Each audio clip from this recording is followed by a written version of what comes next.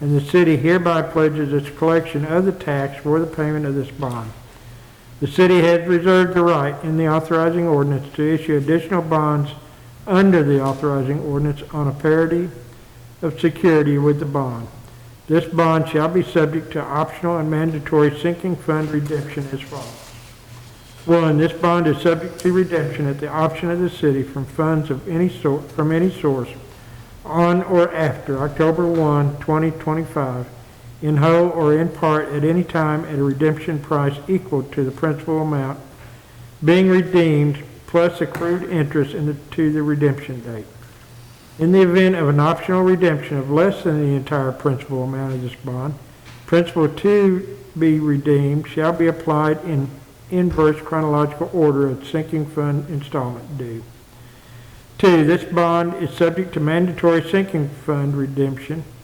on October 1 in each of the years and in the amount set forth below at a redemption price equal to the principal amount being redeemed plus accrued interest to the date of redemption. Year October 1, 2020, principal amount $5,509. 2021, $268,140. 2021, $276,417. Yeah, that's a typo. That's 2022.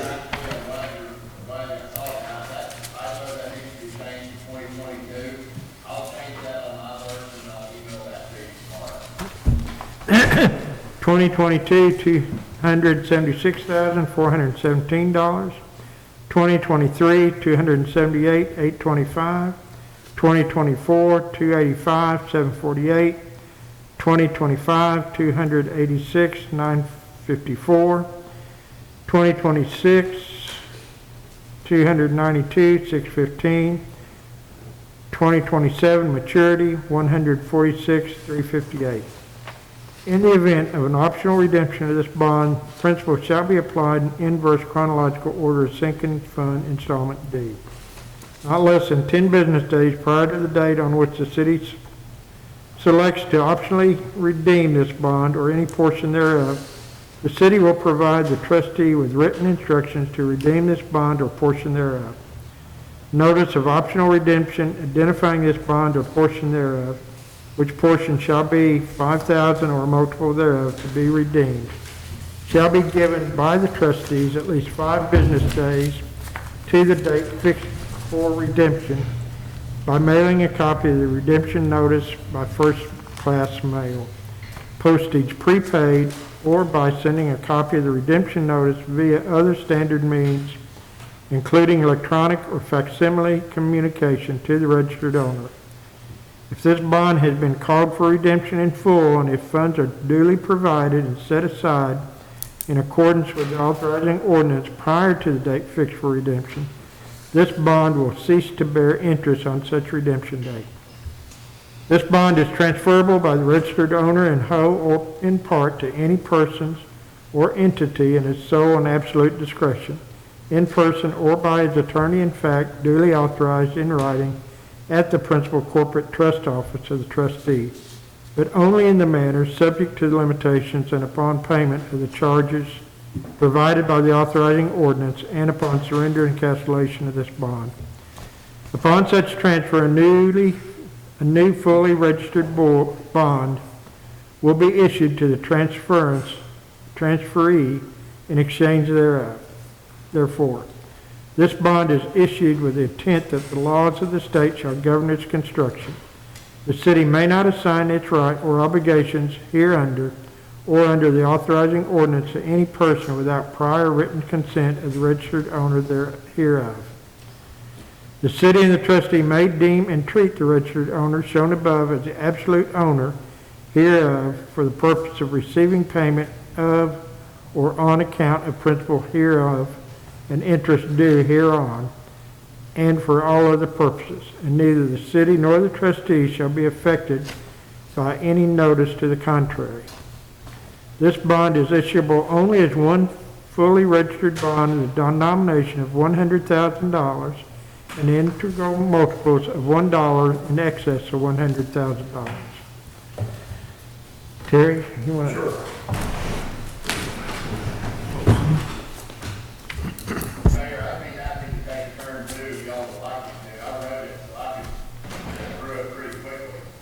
I'll go ahead for a little bit. It is hereby certified, recited, and declared that all acts, conditions, and things required to exist happen and be performed under the Constitution and laws of the state, particularly amended number 62 to the Constitution of the state and the authorizing legislation precedent to and in the issuance of this bond have existed, have happened, and have been performed in due time, forms and manners required by law, that the indebtedness represented to this bond and the issue of which it forms a part does not exceed any constitutional or statutory limitation, and that the tax will be duly leveled until the bond and interest thereon have been fully paid and discharged. The bond shall not be valid until it shall have been authenticated by the certificate hereon duly signed by the trustee. The city has designated the bond as a qualified tax-exempt obligation without the meaning of Section 265 of the Internal Revenue Code of 1986 as amended. In witness whereof, the city of Eureka Springs, Arkansas, has caused the bond to be executed by its mayor and city clerk and its corporate seal to be impressed or imprinted on this bond, all of the dated date shown, all as of the dated date shown above. City of Eureka Springs, Arkansas. Let's see. Let me go to page 8. Yes. So I need to read all that like it is. Approved, Robert Barry Mayor, attested, and Armstrong City Clerk. Seal, former trustee certification, trustee's certificate of authentication. The bond is issued under the provisions of the within mentioned authorizing ordinance. Date of authentication. Regions Bank, Little Rock, Arkansas, by the authorized signature. Form of assignment. Assignment for value received, transfer, hereby sells, assigns, and transfers unto the within bond and all rights thereunder, and hereby irrevocably constitutes and appoints as attorney to transfer with the within bond on the books kept for registration thereof with full power of substitution in the premises. Date, then the transfer guaranteed by, and notice, signatures must be guaranteed by a member or participant in the securities transfer agent's medallion program, stamps, or in another signature guarantee program recognized by the trustee. Section 6, the city hereby expressly pledges and appropriates all of the revenues derived by the city from a 1 cent sales and use tax, the tax levied by the city under the authority of the laws of the state and ordinance number 1386 of the city duly adopted on March 20th, 1990. To the payment of the principal of and interest on the bonds when due at maturity or at redemption prior to maturity, to the payment of the fees and expenses of the trustee and other administrative changes, and to the payment of any arbitrage rebate due the United States under Section 148F of the Internal Revenue Code of 1986 as amended. The code. The city covenants that the tax shall never be repealed or reduced while any of the bonds are outstanding. City further covenants to use due diligence in collecting the tax. Nothing herein shall prohibit the city from increasing the tax from time to time to the extent permitted by law, and no part of the revenues derived from any such increase shall become part of the revenues pledged hereunder. Section 7. A, the city hereby designates Regions Bank with offices in Little Rock, Arkansas, as the bank which shall receive collections of the tax, the pledged revenues from the state treasurer, and the city covenants to file a written designation thereof for the state treasurer prior to the issuance of the Series 2020 bond. The trustee shall deposit all pledged revenues as and when received into a special fund of the city, and the trustee, which is hereby created and designated, Sales and Use Tax Revenue Fund, Series 2020, the Revenue Fund. Monies in the Revenue Fund shall, within 2 business days of receipt, be applied each month in the following order of priority. 1, 1/6 of the interest on the bond's next due debt service account in the bond fund hereinafter identified, and 2, 1/12 of the principal of the bond next due debt service account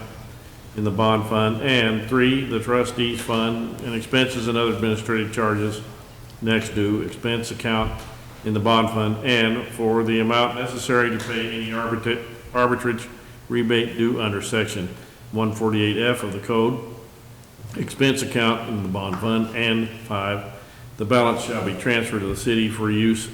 for lawful purposes within 2 business days of receipt of such monies. The deposits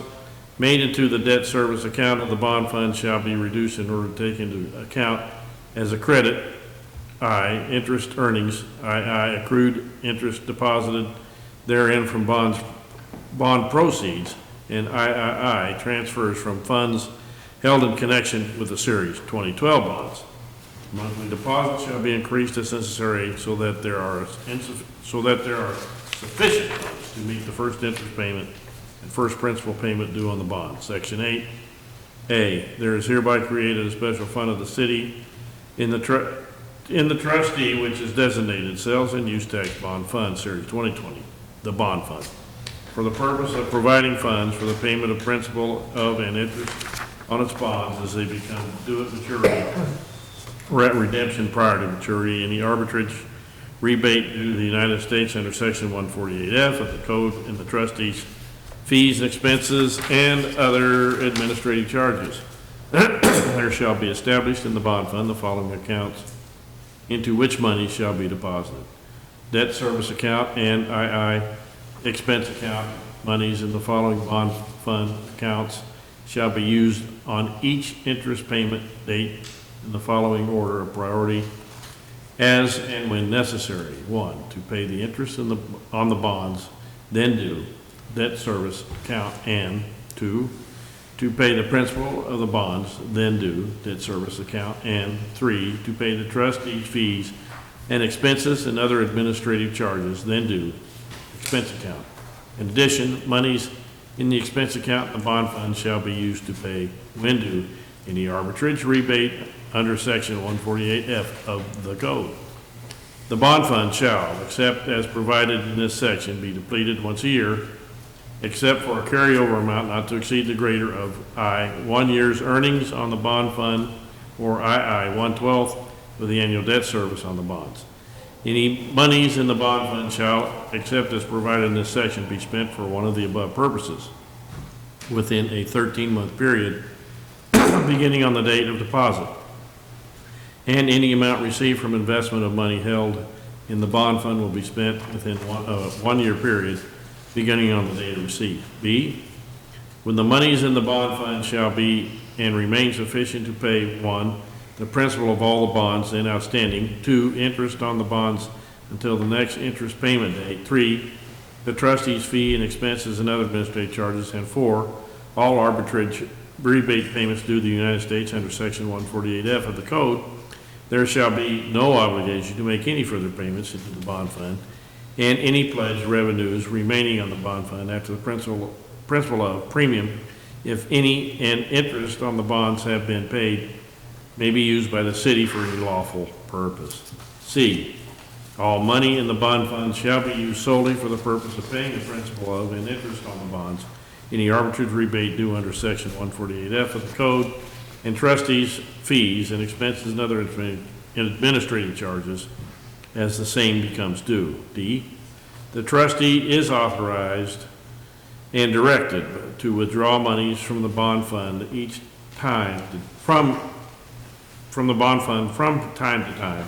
as necessary for paying principal of and interest on the bonds when due at maturity or at redemption prior to maturity, and for making other authorized bond fund expenditures. E, the bond shall be specifically secured by a pledge of the pledged revenues, which pledge in favor of the bonds is hereby irrevocably made according to the terms of this ordinance in the city, and the officers and employees of the city shall execute, perform, and carry out the terms thereof in strict conformity with the provisions of this ordinance. Okay, somebody else can take over at 9. I'll do it. Section 9,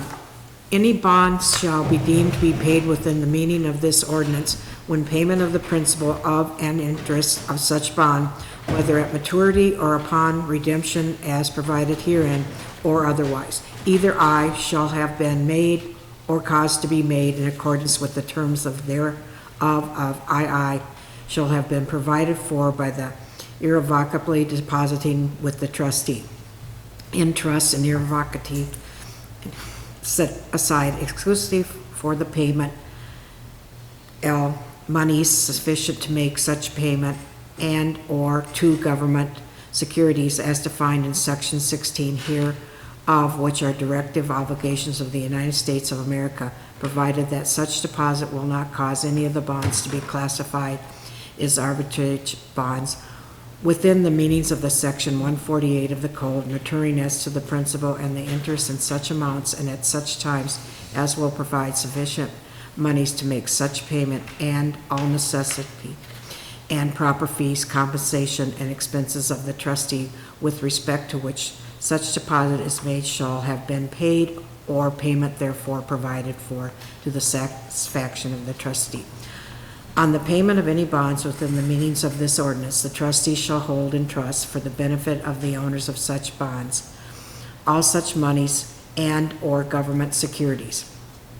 When all bonds shall have been paid within the meaning of this ordinance, and if the trustees have been paid as fees and expenses or provisions has been made, therefore, and if all arbitrage rebate due to the United States under section 148F of the code has been paid or provided to the satisfaction of the trustee shall take all appropriate action to cause the pledge and lien of this ordinance to be discharged and canceled, and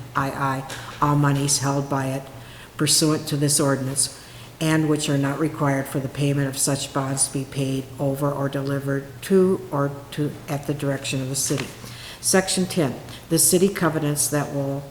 not issue additional bonds or incur any obligation secured by a lien on or pledge of the pledged revenues except as authorized in this section. The city may issue bonds or incur obligations on the parity of the security for the section 2020 bond, additions parity bonds under the provisions of this ordinance if pledged revenues for the preceding 12 consecutive months are in excess of 125% of the average annual debt service requirements for the Series 2020 bond, any outstanding additional parity bonds, and the addition of parity bonds proposed to be the issue. The city may also issue additional bonds or incur obligations secured by the pledge of the pledge revenue subordinate to the pledge in favor of the bond. Section 11, the Series 2020 bond shall be callable for payment prior to maturity in accordance with the terms set out in the face of the bonds form set forth in Section 5 of this ordinance. Additional parity bonds shall be the subject of redemption prior to the maturity in accordance with the terms set forth in the ordinance or ordinances authorizing their insurance. The city covenants and agrees to cause to be paid into the bond fund sufficient funds to redeem the Series 2020 bond is in the amounts and on the dates set forth on the forms of the Series 2020 bond. Therefore, in calculating the monthly payments to be deposited into the bond fund, the term principal of bonds next due shall include the principal of the Series 2020 bonds maturing on the next principal payment date and the principal of the Series 2020 bonds, which will be redeemed in accordance with the mandatory sinking fund redemption provision of the Series 2020 bond on the next interest payment date scheduled for such redemption. Section 12, it is hereby covenanted and agreed to the city with the owners of the bonds that the city will faithfully and punctually perform all duties with the reference to the tax and the bonds required by the Constitution and laws of the state and by this ordinance, including the collection of the tax as herein specified and covenanted, I can't pronounce it, and the applying of the pledged revenues as herein provided. The trustee shall keep or cause to be kept proper books of accounts and records in which complete and correct entries shall be made of all transactions relating to the pledged revenues, and such books shall be available for inspection by the city and the owner of any of the bonds at reasonable times and under reasonable circumstances. The trustee shall furnish a record to the city on a monthly basis of all receipts, disbursements of the pledge revenues received by the trustee, which monthly report shall commence 1 month following the first month in which the pledge revenues are received by the trustee. Section 14. If there occurs an event of default, as hereinafter defined, the trustee may, and upon the written request of the owner of Series 2020 bond, shall, by proper suit, compel the performance of the duties of the official of the city under the laws of the state. Event of a default shall mean the following. I, if the city fails to pay the owners of the bond when due any fee or expense incurred in connection with the insurance of the bonds, subject to any limitations thereon. II, any representation, warranty, certification, or statement made by the city in connection with the insurance of the bond shall prove to have been incorrect in any material respect when made. III, a final unappealable judgment or order for the payment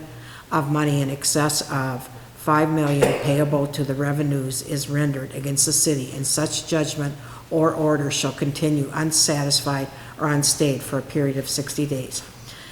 IV, default by the city in the payment of debt service or servicing fees on the bonds. Additional parity bonds are subordinate lien obligations when due or within any applicable grace period.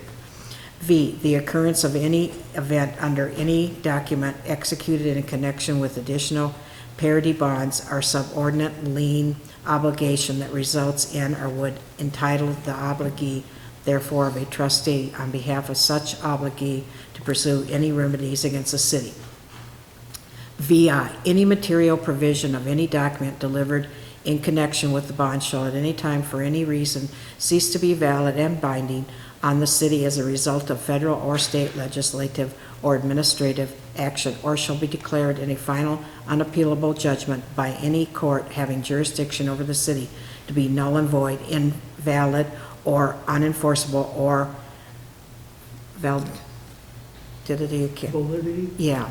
our enforceability therefore shall be contested by the city. VII, the powers of the city shall be limited in any way, or this ordinance shall be modified or amended in any way that prevents the city from collecting the tax in an amount sufficient to pay Series 2020 bond, any additional parity bonds, or subordinate lien obligations as they become due. VIII, default shall be made by the city in the performance or observance of any other covenants, agreements, or conditions on its part in the documentation delivered in the connection with the bonds, or default shall continue for a period of 30 days after written notice thereof to the city by the owners of the bond. The owners shall not have any rights to institute any suit, action, mandamus, or other proceedings in equity or at the law for the protection or the enforcement of any power or right unless such owners previously shall have given to the trustee written notice of the default on the account of which each suit, action, or proceeding is to be taken, and unless the owner shall have made written request of the trustees after the right to exercise such power or right of action as the case may be, shall have occurred, shall have afforded the trustee a reasonable opportunity either to proceed to exercise the power granted to the trustee or to institute such action, suit, proceedings in its name, and unless also there shall have been offered to the trustee reasonable security and indemnity against the costs, expenses, and liabilities to be incurred therein and thereby, and the trustee shall have refused or neglected to comply with such requests within a reasonable time. Such notifications, requests, and offer of indemnity are, at the opinion of the trustee, conditions precedent to the execution of any remedy. No owner shall have the right in any manner whatever, by his or their action to affect, disturb, or prejudice the security of this ordinance, or to enforce any right thereunder except in the manner